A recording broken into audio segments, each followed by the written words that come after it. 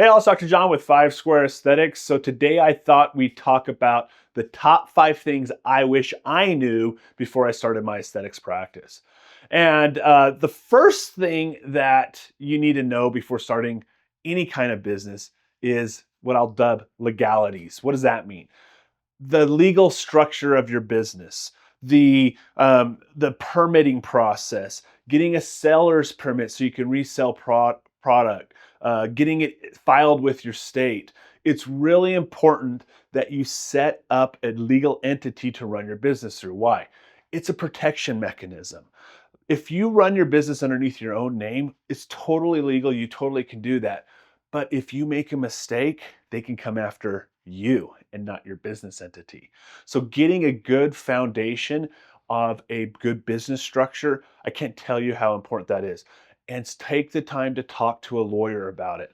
You don't know everything you need to know. There's filing as an S Corp, there's filing as a C Corp, there's LLC. In my state, there's something called a PLLC for a professional limited liability corporation.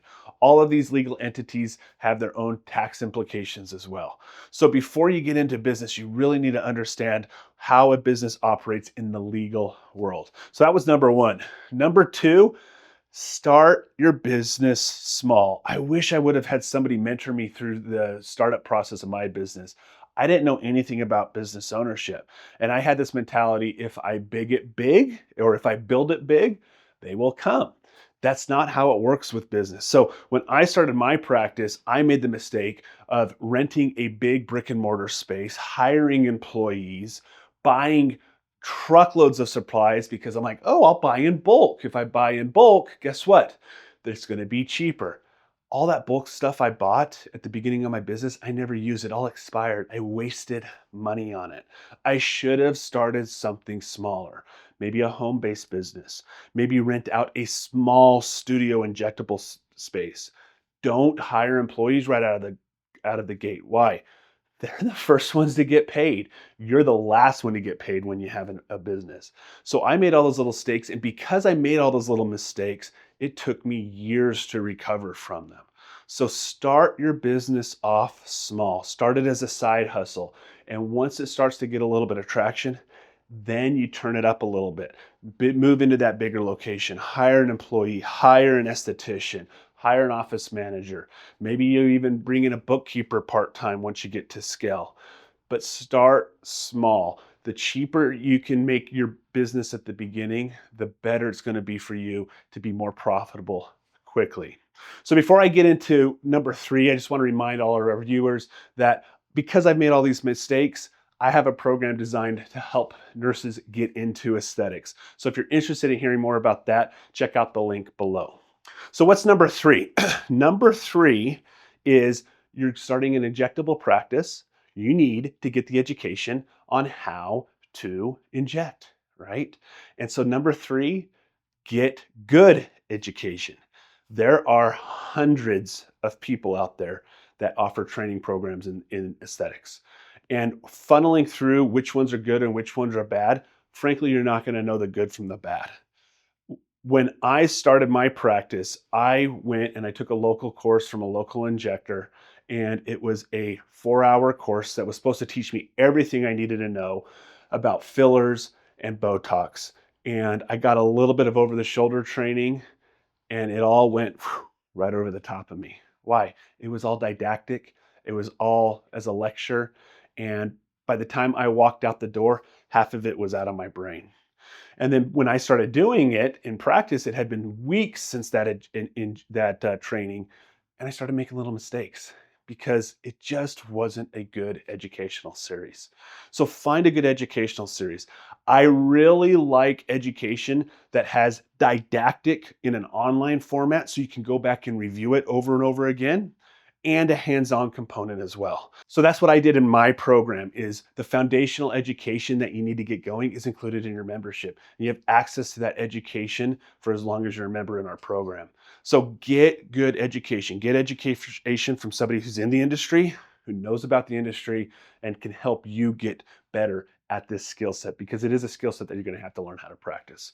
So education is really important. A little sub note to number 3 is the education never ends. You're always getting more education. So don't just get the basic education and think you're good. Plan 2-3 times a year. Go to a conference. Purchase some other education. Hire somebody to come into your practice and teach you a new skill. Never stop learning. I literally am learning new techniques almost every day. I'm watching YouTube videos. I have trainers coming into my practice. I don't know it all. The day I think I know it all is the day that I'm arrogant enough to fail. So always be learning, always get good education. I can't emphasize that enough. So that's number 3. What's number 4? The thing I wish I would have known is get a mentor to help you. Okay. Going it alone, not a good idea when you're trying to start your own practice. Get somebody who's been in the business world. Join a club. There's in my community we have a ton of business clubs that people can join, often for free. And then you surround yourself with like-minded individuals, and you'll start learning more and more and more about business ownership. So anytime that you can get some mentorship, do it. It's worth it. If you don't, you're just going to figure it out on your own, and you're going to stumble and you're going to make mistakes and things of that nature. Surround yourself with a team in your business world. My dad always taught me you need 3 good things to get a business up and running: a good accountant, a good lawyer, and a good banker. And I can't tell you how important that is. So having people in your network to help you in your business is really, really important. Okay, so the 5th thing that I wish I knew before I started my business was the importance of social media subcategory marketing. Social media is free. Everybody has access to it. And if you do it well and you do it right, you'd be surprised how many people will find you and come and participate of your business. Once you get them in the door, treat them like a king. Once they get to like you, they're going to be your patients forever. Social media is a grind, or it can be a grind, but you got to devote time every single day to supporting it. So always be doing content. If you get an awesome result, ask patients for before and after photos. Sometimes if I'm in a hurry, I'll tell patients, hey, when you get home today, take an after photo and text it to me. In fact, tag me on it and we'll share that content on our social media post. So social media is important. Start doing it. Make a goal to every day address social media. Answer patients' questions, make new content, and you'll be surprised how quickly your business can grow.